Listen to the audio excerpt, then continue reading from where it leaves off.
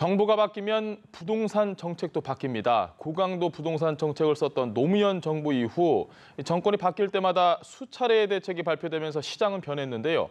심지어 정권이 바뀌면 규제가 완화되기까지 합니다. 단기 성과에 그치는 이른바 규제의 함정을 피하려면 결국 꼼꼼한 공급 대책이 필요하다는 목소리가 높습니다. 배삼진 기자입니다. 출범 3개월 만에 분양권 전매 제한 부활과 수도권 투기과열지구 지정 등 강력한 부동산 대책을 내놓은 노무현 정부. 이후 양도소득세와 세제, 대출 강화는 물론 결국 종합부동산세 도입까지 30가지 정책이 쏟아져 나왔습니다. 정권이 바뀌자 이명박 정부는 아예 고가주택 기준을 상향 조정했고 다주택자 양도세 중과도 폐지했습니다.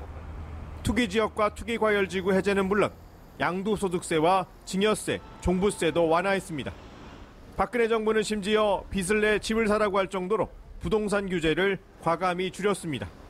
1,100조 원이 넘는 유동자금이 부동산에 떠돌고 있는 상황에서는 어떤 규제도 결국 미봉책이고 정권의 입맛에 맞게 바뀌는 규제로는 일관된 효과를 보기 어렵습니다.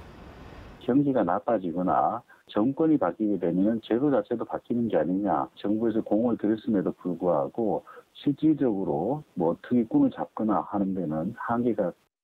이른바 규제의 함정을 확실히 피할 수 있는 방법은 꼼꼼한 공급 대책입니다.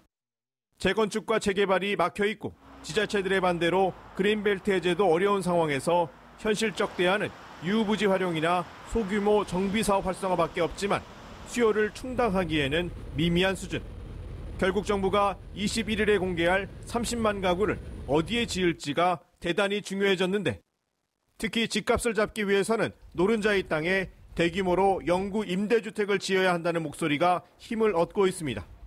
교통이나 교육 여건이 우수한 신도시급의 공급 대책이 포함되고 주변 시세보다 임대료가 낮으면서 민영 아파트와 같은 품질이 좋은 공공임대 비중을 높여야.